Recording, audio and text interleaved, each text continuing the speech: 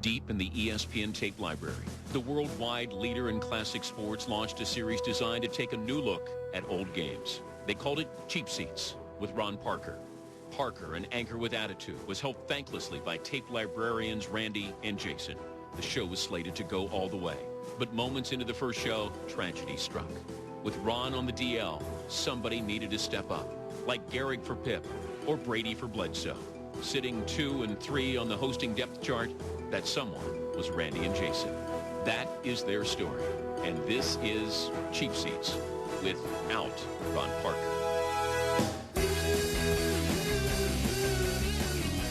Hey, Jason and Randy here. Welcome again to Cheap Seats, where tonight we'll show you how to remove your own gallbladder using a Palm Pilot stylus, some dry ice, and a case of Pennzoil. But first, allow us to be your guides as we take you on another journey through the wide world of sports. Today we'll be focusing on 3 sports in particular that represent hiccups on the pathway that is the evolution of human transportation. First, we have horse racing on ice, a display of animal cruelty that makes even Ted Nugent seem like a member of PETA. Second, we have the London to Brighton Antique Car Run, an event that will surely test your patience for old cars and old English people. And lastly, we finish up with a little ladies' demolition derby from the 70s. You've come a long way, baby. And this part of our show just might set you back. Now, in our first event, horse racing on ice, here's what you're going to want to look for. Here's what to look for. Here's what to look for. Number 1, this is the first color telecast Wide World ever did, so don't expect it to look great on your HD TV hookup. As a matter of fact, it's so bad, it's worse than black and white. And number 2, keep an eye on Switzerland, the host country for this event. They've never fought in any wars, so they got all this pent-up aggression that gets repressed, and then it comes out in their sporting events. Yeah, they use sports as an excuse to abuse animals. Damn, Swiss! Well, that's our cue. Let's get you out to one of the world's prettiest countries for one of the world's ugliest sports. Hi, I'm Kurt Gowdy. In this portion of ABC's Wide World... Hey, it's the island of misfit toys. Located high in the Swiss Alps, 6,000 Wait, where's Kurt Gowdy? Right He's now, everywhere, dude. The Queen City of winter resorts, San Moritz. You've seen this city before on Colors look great. Yeah. Winter Wide World. A lot of people don't know this about Switzerland, that on a sunny day, it is in fact orange, sometimes flickering to green. This is a lake you're looking at. Yes, an orange lake with green people on it. We're going to have horse racing. Ooh, somebody Zamboni that track stat. 2 miles wide, San Moritz Lake, and the ice is frozen. Hundreds of spectators are here. Wow, hundreds. We were all wondering what if the ice was going to melt this day. Great. Maybe some of the horses will drown today, too. They have this annual event in San Moritz. It's very popular, heavy betting. Now notice the tote board. These are the jockeys. Well, it's nice that they're taking the time to educate us instead of jumping right into the race. Oh, my God, it started. Here they go.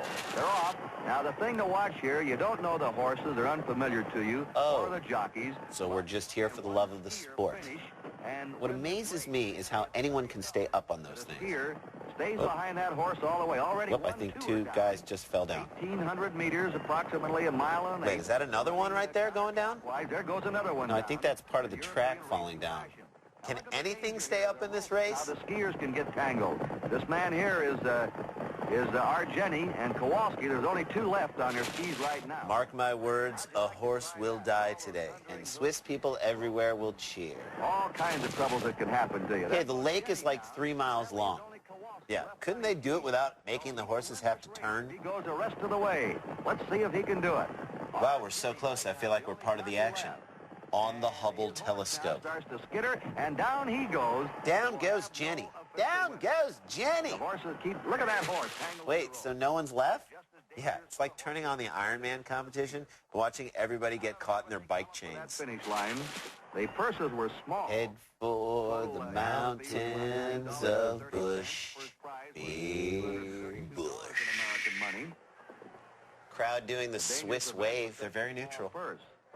Okay, who let homeless Santa on the track? Was on his skis at the finish line. So that's our first event here on Lake San Moritz. Oh, great. Can't wait to see what the second event's going to be. Yeah, I heard for that one they put the horses in high heels. Good times. Good times. Now, as you know, Jason, back in the 60s when this stuff first aired, Wide World was combining all kinds of sports. Yeah, but you really don't see that kind of combination anymore these days. Or do you, Jay? There's one man who's going old school, trying to bring back the lost passion for combining sport. Meet Joel Goodson. You know, people always ask me, why do you take two perfectly good sports and combine them into one really awkward one? And, you know, for me, the answer is pretty simple. You know, some people want to be sports visionaries, like Abner Doubleday or James Naismith, but, you know, not me. I'd much rather be known as an Abner Doublesmith or a Names Jamie Day or a Mamie Jamie Dames. I love the classics. It's part of what makes us Americans. You know what else makes us Americans?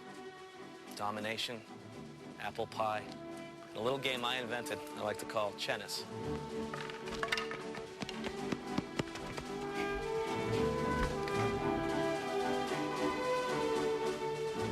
Checkmate! Tennis changed my life because I was really never very good at tennis and worse at chess, actually. But I'm really good at multitasking. You gotta play? I haven't played that in a while. It's funny to think back on the old days, but, you know, when I was a kid, you know, we didn't have any money. We were really poor. All we had was a hockey stick and a plastic bottle. So you had to get creative with that.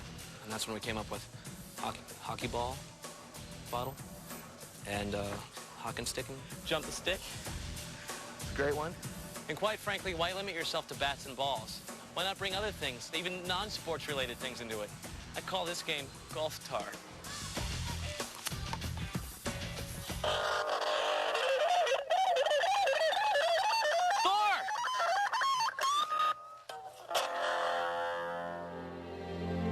You know, who knows, maybe in my lifetime no one will ever start playing tennis. Or maybe no one will even take up golf tar, but, you know, when I'm gone and I'm up there in the you know, pearly gates and, you know, God comes up to me and says, hey, Joel, welcome to heaven. Guess who's got a chessboard and a racket and wants to play you? And I'll be like, who? And he'll be like, Dana Plato. And that's the American dream to me, being dead, playing tennis with Dana Plato.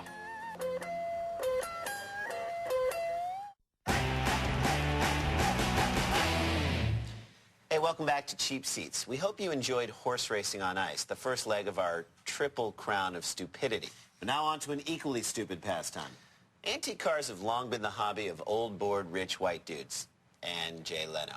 So now we'd like to take you out to London, England, 1967, for the London to Brighton Antique Car Run, or as we like to call it... That from a man who knows, expert Leonard Potter. Oop, excuse me, I had Indian for lunch. The emancipation of the motor car. And now, 30 years later, cars are finally allowed to vote. Who's that? We will call him Brittler. Hey, this dude's totally creeping me out. In 1896, Somebody get this guy a Red Bull. And a bag for his face, stat. But it was no longer necessary for a man to walk in front of a car with a red flag to warn people. Is he winded? As late as 1932, they Honestly, there was no one else they could have gotten to host this show. Benny Hill, Roger Moore, Prince Charles, anyone? held. In the popular press, this Ooh, the popular press. What is that, for the cool media? first instance, it's not a race at all. There's all the time in the world to get to Brighton. In fact, as long as you arrive before 4 o'clock in the afternoon, you're fine. After 4, you'll of course be eaten feet first by hobgoblins. Thousands and thousands of dollars are poured into Wasn't he these in that old movie cars. Time Bandits? And if any owner heard you calling him an old crock, he'd probably hit you over the head. Oh, full-size Time Bandit, you've done it again. Hi, if you can believe it, I'm Jim McKay, and this should be one That of Jim our McKay or Sherlock Holmes? Where the hell is Watson? on ABC's Wide World of Sports. Right now, let's meet the crew. First of all, our driver is an old friend now. former world... His name's Driver? In Phil Hill of California, if you can recognize him. No, we can't. This is a very legitimate But thank God they put his name in that old English font, because for a second there, I thought he was in Alabama. That's as far back as I go. Okay, well, this will be a different kind of driving, huh? Yes, I think so. Whoa, settle down, Phil. Try and contain yourself. 15 or